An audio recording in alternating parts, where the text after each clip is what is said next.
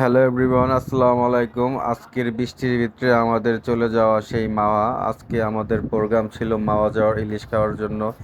তো আমরা 4-5টা বাইক মিলে চলে গেলাম মাওয়া ট্যুর দেওয়ার জন্য। এর ভিতরে এক জায়গায় বৃষ্টি হচ্ছে, আরেক জায়গায় বৃষ্টি হচ্ছে না। একদিকে ভিজছি, আরেক দিকে শুকাচ্ছি। সব মিলে আমাদের ট্যুরটা একটু মোটামুটি ভালো ছিল, তবে ওয়েদারটা এত চমৎকার ছিল, খুব ভালো লাগতেছিল ওয়েদারটা দেখে। তো চলে আসলাম আমরা ফেরিঘাটে। এখান থেকে 10 টাকার টিকিট নিয়ে আমরা বাইক নিয়ে চলে গেলাম নদীর পাড়ে। তো নদীর পাড়ে এখানে আসলাম, আসার পরে আমরা মোটামুটি একটা বোটে উঠলাম। আমি এখান থেকে একটু অনেক সুন্দর ভিউটা দেখতেছিলাম।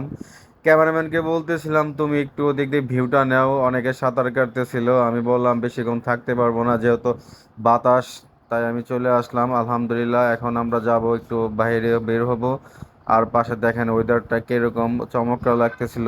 আর বৃষ্টি ওয়েদার, আরিফ তো পুরাই মাথা নষ্ট, বলতেছে আমার ভিডিও ফুটেজটা নেও না কেন। যাই হোক, আমাদের খিদা লেগেছে, আমরা বিভিন্ন হোটেল দেখতেছিলাম আর ইলিশ মাছ দেখতেছিলাম যে কোনটা ইলিশ মাছ নেওয়া যাবে। আমি অনেক দামাদামি করতেছিলাম। তো এক পর্যায়ে অনেক দামাদামি করার পরও আমাদের দাম মিলতেছিল না। আমরা লিস্ট দেখতেছি আর আরিফ বলতেছে ভাই ইলিশগুলি কত সুন্দর। আমি বললাম হ্যাঁ অবশ্যই, পদ্মার ইলিশ তো সুন্দর হবেই আর দেখতেও খুব চমৎকার। তবে একটা বিষয় কি, দামাদামি আমরা কোনোভাবে নিতে পারতেছিলাম না। আমি ওয়েট করে দেখতেছিলাম যে আসলে কতটুকু ওজন হতে পারে। দামাদামি অনেক ট্রাই করতেছি, কোনোভাবে মিলতেছে না। আমরা আরেক দোকানে চলে গেলাম। এখানে মোটামুটি আমাদের একটু দামাদামি চলতেছিল, তবে মোটামুটি ভালো। তবে যাই হোক, অবশেষে আমরা দামাদামি করে ফাইনাল করে নিলাম। এখন আমাদের মাছগুলো কাটা হচ্ছে। যাই হোক, তবে আমি তাকে হলুদ একটু কম দিতে বলছি, বেশি হলুদ দিলে ভালো লাগে না। যাই হোক, লাড়াচাড়া করা দে মামা ঘোটা। এখন তো আমি মোটামুটি ইলিশ মাছ ভাজার স্টাইল নিলাম, একটু সবাই দেখি ব্লগ করে। যাই হোক, আমি একটু বাটলাম, গরম তেল, সাবধানে ভাজতে হবে, একটু চেষ্টা করতেছি তবে পারতেছি না। তারপর যারা ইলিশ মাছ ভাজবে তো ভাজা শেষ। আলহামদুলিল্লাহ, দেখলাম খুব সুন্দর ভাজা হয়েছে।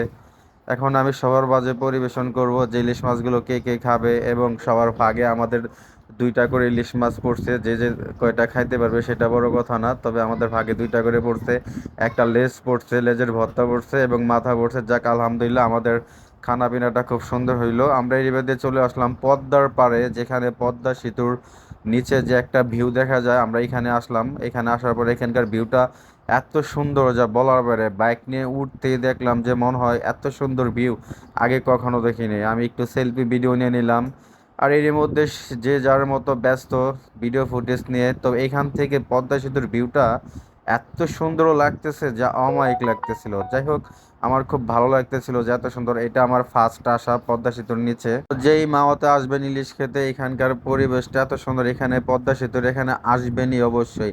আমাদের ঘোরা শেষ, আমরা এখন চলে যাব ঢাকার উদ্দেশ্যে। আলহামদুলিল্লাহ, যে যেখান থেকে দেখছেন ভালো লাগলে ভিডিওটি শেয়ার দিয়ে দেবেন। আল্লাহ হাফেজ।